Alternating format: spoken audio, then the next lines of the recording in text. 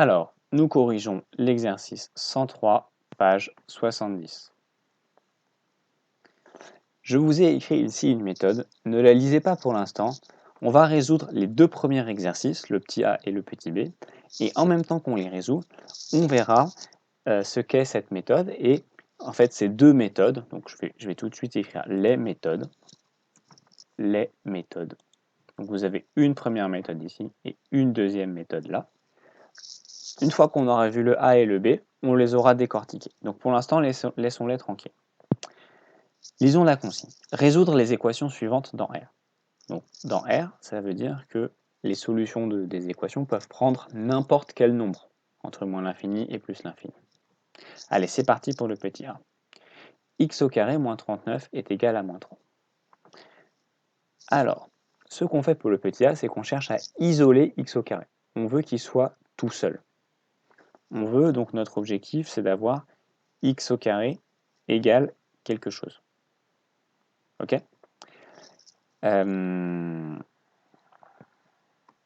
Donc, pour l'avoir tout seul à gauche, il faut que je me débarrasse de moins 39. Donc, qu'est-ce que je fais pour ça? Eh bien, je rajoute 39. Du coup, je me retrouve à gauche avec x au carré moins 39 plus 39, ça fait 0. Et à droite, comme j'ai rajouté 39, il faut que je le fasse aussi à droite. Donc, moins 3 plus 39. Donc, à gauche, x au carré plus 0, c'est comme x au carré tout seul. Et moins 3 plus 39, c'est la même chose que 39 moins 3, et ça fait 36. Donc mon objectif d'avoir x au carré tout seul a été réalisé. Je suis content. Alors je mets un donc ici. Un donc, un lien logique entre la première ligne et la première ligne. En toute rigueur, on ne devrait pas écrire donc, on devrait dire équivalent à. Nous, on ne va pas le faire. Maintenant, il faut que je trouve donc un nombre x tel que mis au carré, x est au carré, soit égal à 36. Donc autrement dit, il me faut un nombre fois le même nombre égale 36.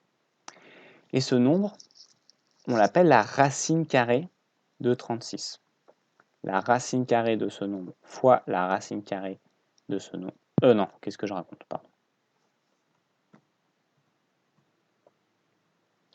Pardon. Si x fois x égale 36, ce nombre, on l'appelle la racine carrée de 36. Donc là, j'avais mis racine de x, c'est pas ça que je voulais mettre. C'est racine de 36 fois racine de 36 égale 36. Ça, c'est la définition de la racine carrée. Donc ça veut dire que x est égal à la racine carrée de 36. Mais, regardez ce qui se passe si, au lieu de prendre la racine carrée, je prends l'opposé de la racine carrée, donc le négatif. Du coup, ici, ça va être aussi le négatif. Et bien, regardez, ce nombre fois ce nombre, vous êtes d'accord que c'est le même nombre là, des deux côtés, il fait 36, mais quand je prends en compte les moins et moins, ça fait plus. Et du coup, je me retrouve toujours avec 36. Le fait d'avoir des moins là, ça ne bouge pas. Donc, ça veut dire que x peut être aussi égal à ce nombre, puisque ce nombre fois ce nombre est aussi égal à 36. Donc, x est égal à moins racine de 36. Donc, x vaut soit celui-là, soit celui-là. Il peut valoir les deux. Donc, je mets un ou entre les deux. C'est ou l'un ou l'autre. Et donc, je vais dire que l'ensemble des solutions de l'équation, l'ensemble des solutions, ça se symbolise par ce S, est égal à 6 ou moins 6. Vous devez toujours faire une phrase de conclusion en principe, c'est quand même bien de le faire. Pour éviter de la faire, pour écrire un peu plus rapidement, on écrit ça. Cette écriture signifie l'ensemble des solutions vaut 6 ou moins 6. J'ai peut-être été un petit peu vite, j'ai peut-être été un petit peu vite, oui. Peut-être que l'étape qu'on devrait mettre quand même juste avant, ce serait de dire que ce nombre, il vaut 6. Le nombre qui multiplié par lui-même est égal à 36, c'est 6. Ça, comment je le sais? En fait, parce que je connais mes tables de multiplication. Donc, la solution, c'est x égale 6 ou x égale moins 6. Donc, la racine de 36, elle vaut 6, et moins la racine de 36, ça vaut moins 6. on met toujours un petit donc, et là, on a encore un petit donc. L'ensemble des solutions est 6 et moins 6. Voilà, là, c'est mieux comme ça. Alors, qu'est-ce qu'on a fait? Eh bien, au départ, on avait une équation qui ressemblait à ça. Donc, c'est quoi comme type d'équation? C'est une équation de cette forme-là. X au carré plus A égale B. Donc, sur une équation de la forme x au carré plus A égale B, ici A vaut moins 39 et B vaut moins 3. Qu'est-ce qu'on fait? Eh bien d'abord, regardez, ce qu'on a cherché à faire, c'est à isoler x. Regardez, il est tout seul à gauche. Donc ça, c'est ma première étape. On isole x au carré tout seul à gauche. Et puis, la deuxième étape, on a dit, une fois qu'on était là, x au carré, eh ben on écrivait x est égal à racine de 36 ou x égale moins racine de 36. Donc, on écrit x égale racine de quelque chose, et ce quelque chose, c'est ce que j'avais à droite, 36 qui est devenu racine de 36. Ou x égale moins racine du truc à droite. Donc ici, moins racine de 36. Et ensuite, on calcule la racine. Et donc, la racine ici, elle vaut 6. Donc voilà, les deux étapes. On isole x au carré, et puis ensuite, on écrit ce petit système avec nos accolades. Ok? Donc, vous pouvez voir que cette première méthode, on va pouvoir l'utiliser aussi, par exemple, sur le f. On voit que le f, c'est aussi cette forme-là. On verra ça plus tard. Passons à la correction du b. X moins 5 facteur de x plus 5 plus 9 égale 9.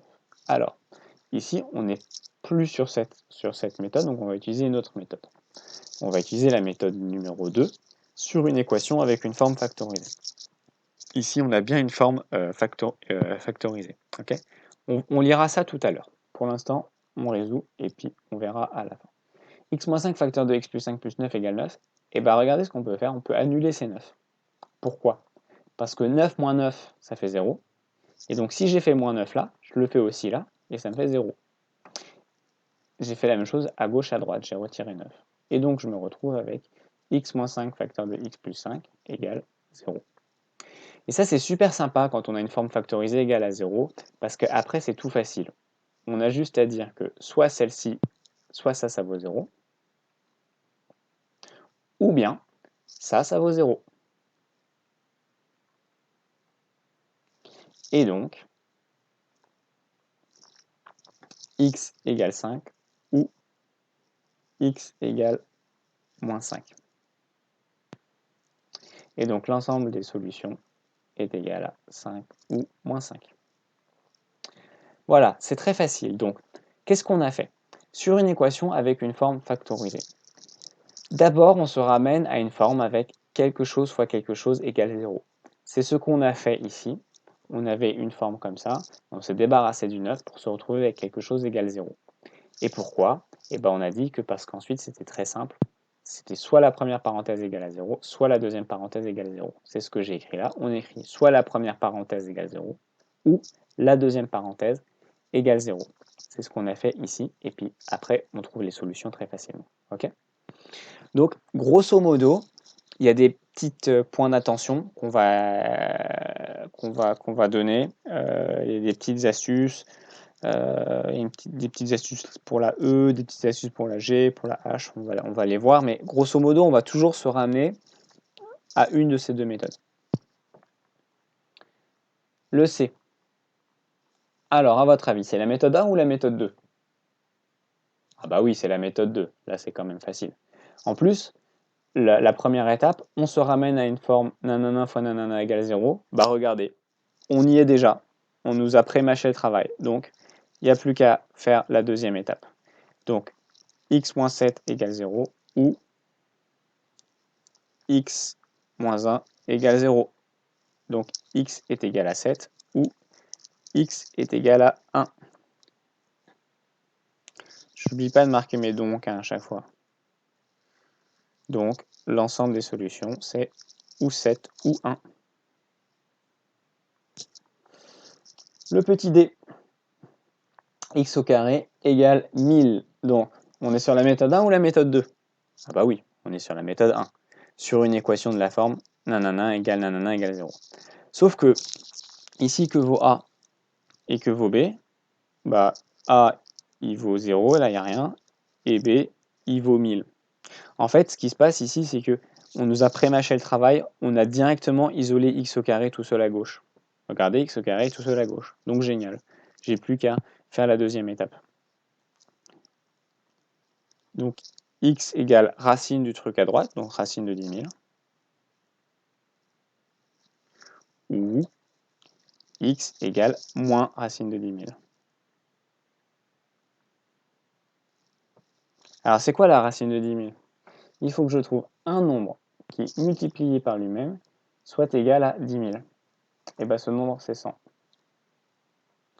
Comptez les zéros. 1, 2, 3, 4, 0. Donc 100 fois 100, ça fait 1, 2, 3, 4, 0, 10 000. Donc x égale 100 ou x égale moins 100. Et donc l'ensemble des solutions est 100 ou moins 100. Petit e. X au carré égale 1 sur 100. Alors, on est sur la méthode 1 ou la méthode 2? Et bien ici, on est sur la méthode 1. Et à nouveau, on nous a pré-mâché le travail. On isole x au carré tout seul à gauche. Bah, regardez, il n'y a pas besoin de le faire, c'est déjà fait. X au carré est tout seul à gauche. Génial. Donc, j'ai plus qu'à écrire. Là, il n'y a même pas à réfléchir. C'est x égale 1 sur 100 ou x égale, pardon, racine de 1 sur 100 ou x égale moins racine de 1 sur 100. Alors là, il y a une petite astuce. Il faut trouver ce que vaut la racine de 1 sur 100. Alors, je fais un petit point de cours. Un petit point de cours.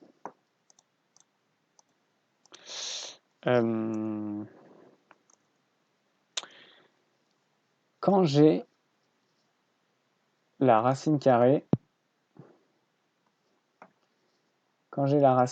de un nombre sur un autre nombre, et bien ça, c'est égal à la racine carrée du premier sur la racine carrée du deuxième.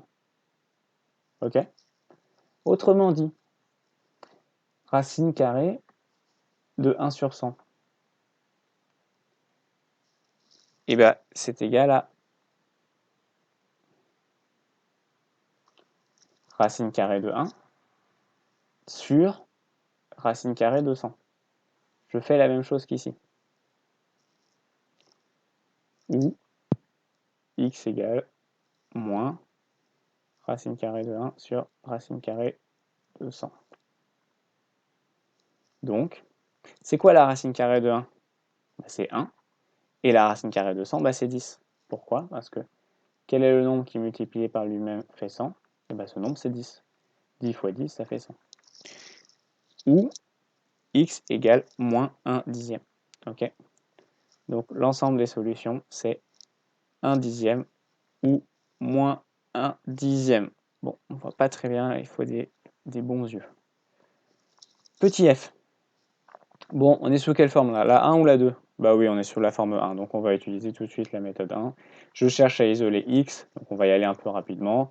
X au carré est égal à 81. Je fais les étapes un peu rapidement, mais c'est la même logique que ce qu'on avait fait ici. Du coup, x est égal à... oulala, donc... J'efface mon x, pardon. Donc, x est égal à racine de 81 ou x égale moins racine de 81. Donc l'ensemble des solutions, c'est racine de 81, c'est 9, et moins racine de 81, c'est moins 9. Là, je vais rapidement, il faut connaître cette table de multiplication. Là, j'ai x au cube égale 64. Alors, regardez pour la G, on est très proche de la méthode 1, et où on nous aurait pré-mâché le travail, mais au lieu d'avoir x au carré tout seul à gauche, on a x au cube tout seul à gauche. Et bien, la suite va un petit peu ressembler à ce qu'on fait. Sauf que ici, on ne va pas parler de racine carrée, mais de racine cubique. Si x... donc, le cours, il nous dit que si on a...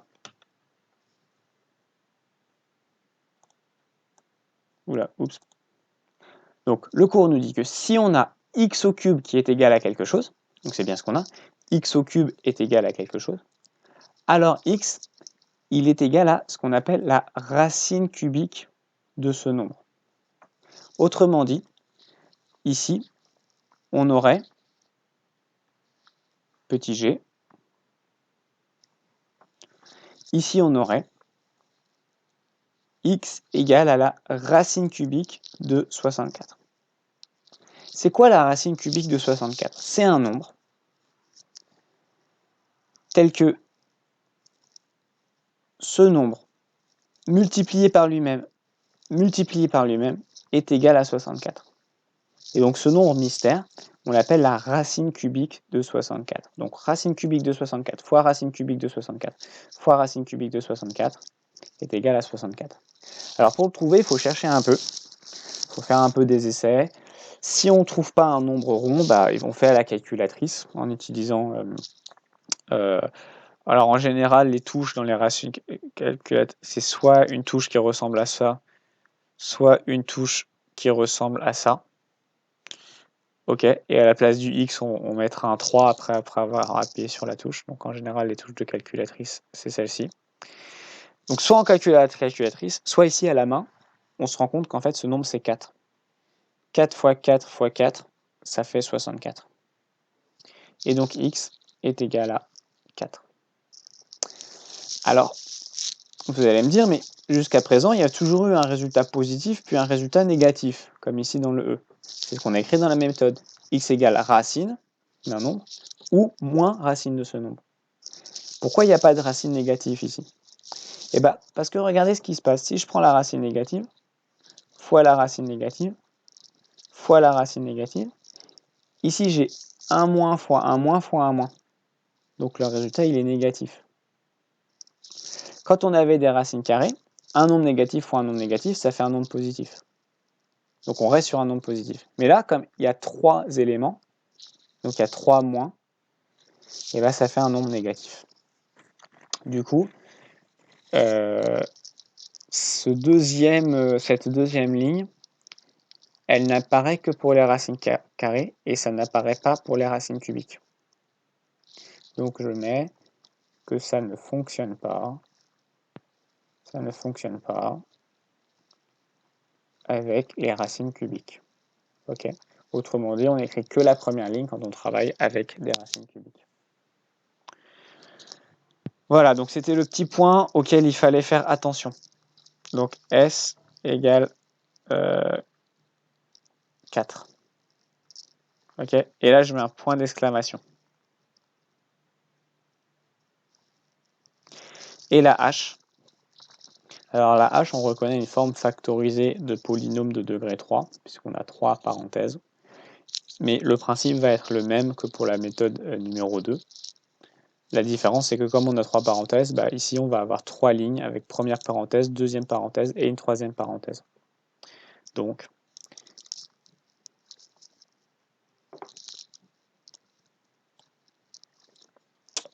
soit ça vaut 0, soit ça vaut 0, soit ça vaut 0. X moins 7 égale 0, ou x plus 2 égale 0, ou x moins 3 égale 0. Et donc, on se retrouve avec x qui vaut 7, moins 2 ou 3. Et nous avons terminé de corriger cet exercice. Qu'est-ce qu'il faut retenir? Il faut retenir ces deux types d'approches. Donc, quand vous voyez une équation, dites-vous, est-ce qu'on sera dans la première type d'approche ou est-ce qu'on sera dans le deuxième type d'approche?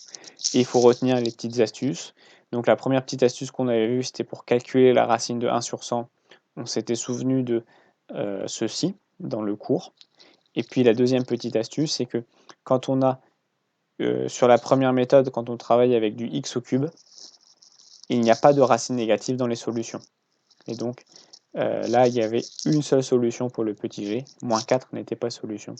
C'est les deux astuces auxquelles il faut faire attention. Si vous n'avez pas réussi à faire cet exercice, si vous avez eu besoin de la correction, reprenez tout ce que vous n'avez pas réussi à faire. Tiens, d'ailleurs, je mets qu'on a terminé le H. Et essayez de le refaire sans la correction, c'est très important.